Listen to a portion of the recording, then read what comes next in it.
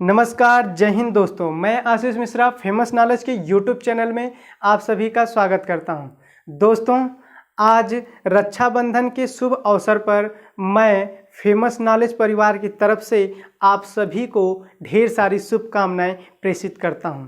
दोस्तों, आइए आज हम अपना टॉपिक, आज का हमारा जो टॉपिक है भारत की नदियां, उसको देखते हैं। दोस्तों, ये भारत की नदियां जो है हमारा, तो इसको हम भारत की नदियों को दो भागों में विभाजित कर सकते हैं।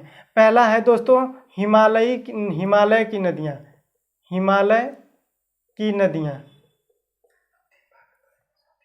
अब दोस्तों दूसरा है प्रायद्वीपीय नदियां, प्रायद्वीपीय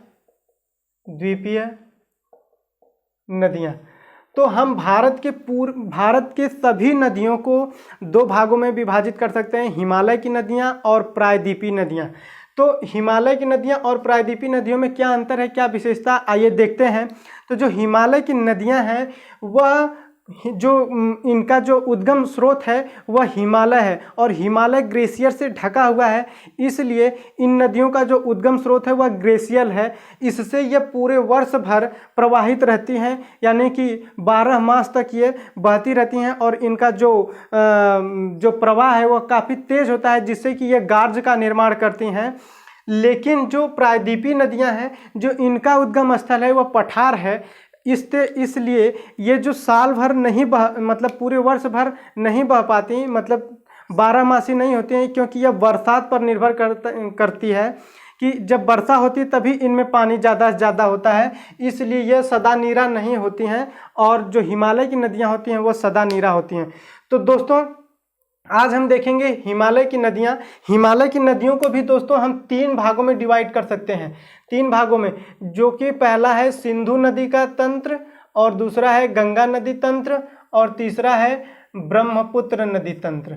ब्रह्मपुत्र, क्योंकि जो हिमालय से विभिन्न नदियां निकलती हैं वो सब एक दूसरे, सिंधु नदी की सहायक या गंगा के सहायक या ब्रह्मपुत्र की सहायक नदियां ही हैं, जो कि एक मिल करके एक जाल का निर्माण करती हैं, जिसे सिंधु नदी तंत्र बोलते हैं, या सिंधु नदी का जाल, या फिर गंगा नदी की सहायक नदियों को गंगा नदी का जाल और ब्रह्मपुत्र नदियों को ब्रह्मपुत्र नदी का जाल कहते हैं।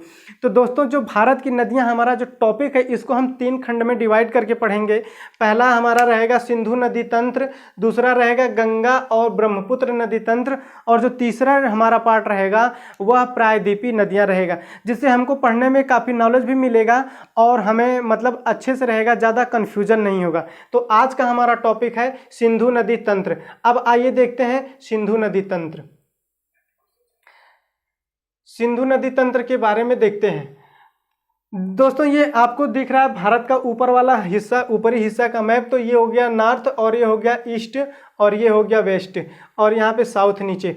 तो दोस्तों अगर हम उत्तर से दक्षिण या दक्षिण से उत्तर अगर सिंधु नदी तंत्र की बात करें, तो सबसे नीचे दक्षिण से उत्तर की तरफ अगर बात करें तो इसमें सतलज नदी सबसे नीचे होती है, जैसे कि आप देख रहे हैं यहाँ पे लिखा है सतलज नदी, इसके बाद ब्यास नदी, इसके बाद रावी नदी, और इसके बाद चेनाब नदी, इसके बाद झेलम, और इसके बाद सिंधु नदी है। तो अगर कई बार एग्जाम में पूछता है कि उत्तर से दक्षिण नदियों का क्रम क्या है, या दक्षिण से उत्तर नदियों का क्रम क्या है, तो आप यहाँ पे दर्शा सकते हैं कि सबसे ऊपर तो सिंधु नदी, उसके बाद झेलम जो कि चेनाब में मिलती है, उसके बाद रावी जो कि चेनाब में मिलती है, इसके बाद ब्यास जो कि सतलज में मिलती है, और इसके बाद सतलज जो कि सिंधु नदी में मिलती है।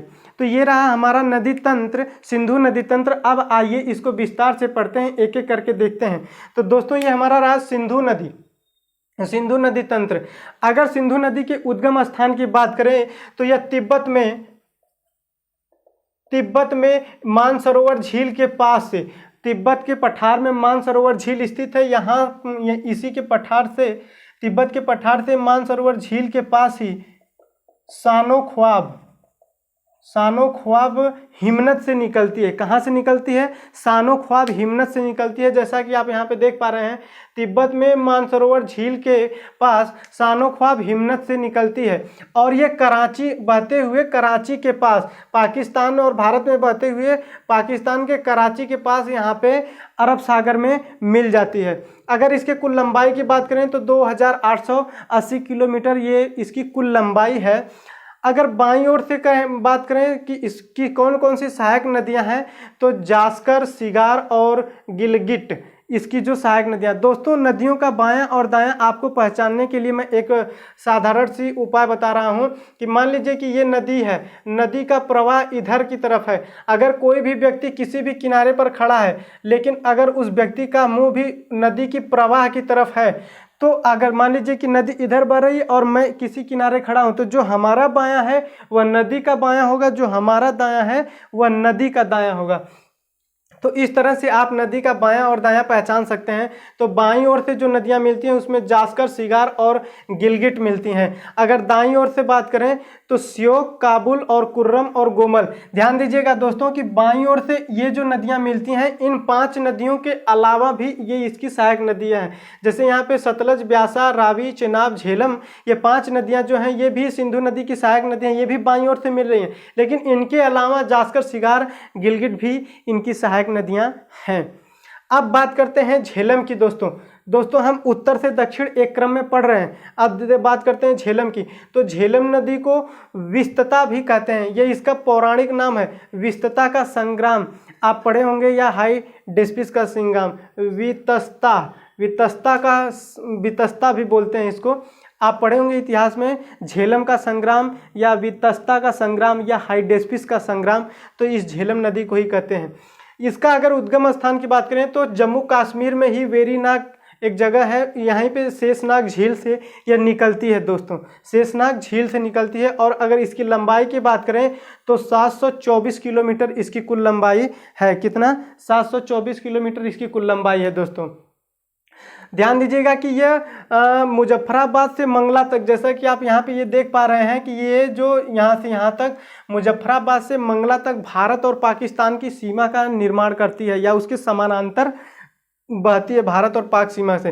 दोस्तों श्रीनगर, जम्मू कश्मीर का जो श्रीनगर शहर है यह इसी नदी के किनारे है।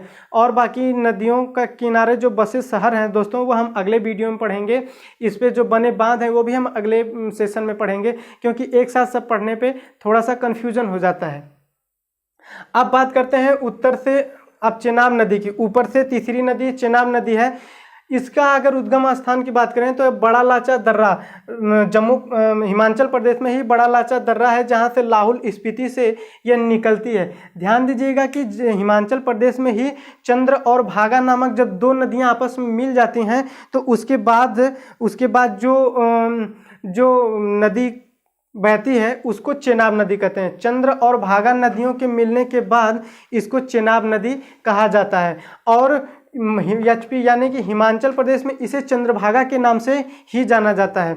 अगर इसकी कुल लंबाई की बात करें तो 1180 किलोमीटर इसकी कुल लंबाई है। कितना? 1180 किलोमीटर इसकी कुल लंबाई है। इसका दोस्तों पौराणिक नाम जो है, इसका पौराणिक नाम है अस्किनी। अस्किनी इसका पौराणिक नाम है, इसका पौराणिक नाम अस्किनी है।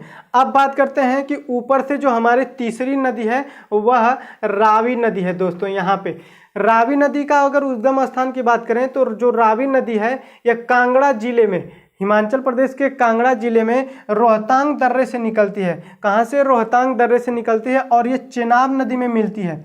यहाँ पे झेलम और रावी दोनों चेनाब नदी में मिलती हैं। रावी नदी की लंबाई की बात करें तो 725 किलोमीटर इसका जो कुल लंबाई है इसकी।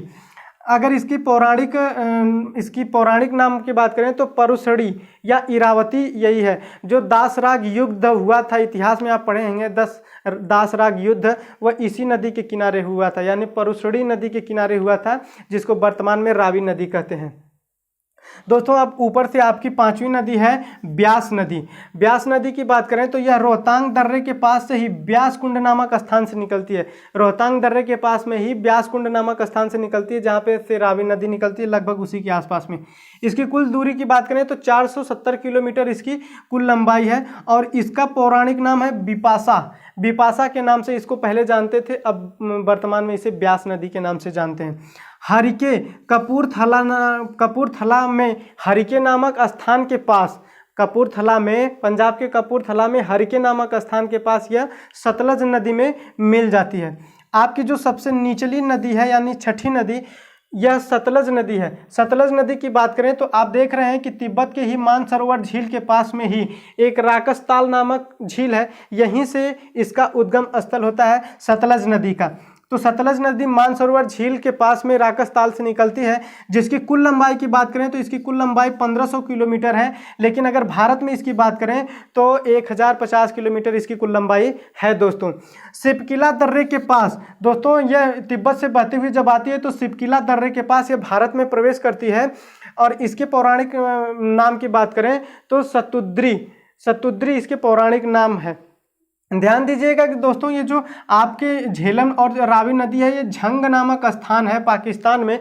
इस झंग नामक स्थान के पास में ही दोनों नदियां चेनाब में मिलती हैं, इधर से झेलम और इधर से रावी नदी। और इन जो पांचों नदियों का जो तंत्र है वह आकर के पाकिस्तान के मिठान कोट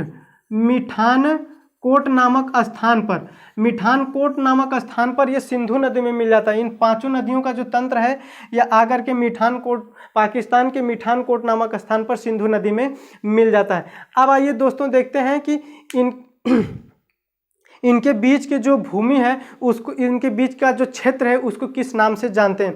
दोस्तों एक चीज़ आपको बताना भूल गया कि झेलम नदी है यह भी चेनाब में मिलती है और इसकी जो सहायक नदी है किशन गंगा इसकी सहायक नदी है। अब आइए देखते हैं कि इन दोनों नदियों के बीच में जो स्थान है उसको क्या कहते हैं।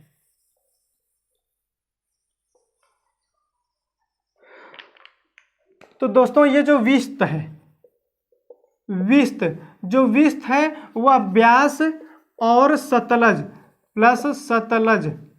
सतलज नदियों के बीच के जो भूमि है, यहाँ पे सतलज और ब्यास नदी के जो बीच की ये भूमि है इसको विस्त के नाम से जानते हैं। और बारी का मतलब हो गया ब्यास प्लस रावी। ब्यास और रावी नदी के बीच में ये जो क्षेत्र है इसको बारी के नाम से जानते हैं। अब रचना में हो गया रावी प्लस चेनाब। इन दोनों नदियों के बीच में, यह रावी और चेनाब नदी के बीच में ये जो क्षेत्र है इसको रचना के नाम से जानते हैं। और यहाँ पे झेंच है। झेंच का मतलब हो गया झेलम प्लस चेनाब। तो झेलम और चेनाब के बीच में ये जो क्षेत्र है इसको झेंच के नाम से जानते हैं। और आपका जो झेलम है और सिंधु नदी है इसके बीच के स्थान को सिंधु सागर कहते हैं। तो दोस्तों ये हमारा रहा हिमालयी नदियों में सिंधु नदी तंत्र। अब नेक्स्ट वीडियो में जानेंगे हम गंगा नदी और ब्रह्मपुत्र नदी तंत्र। तब तक के लिए नमस्कार, जय हिंद।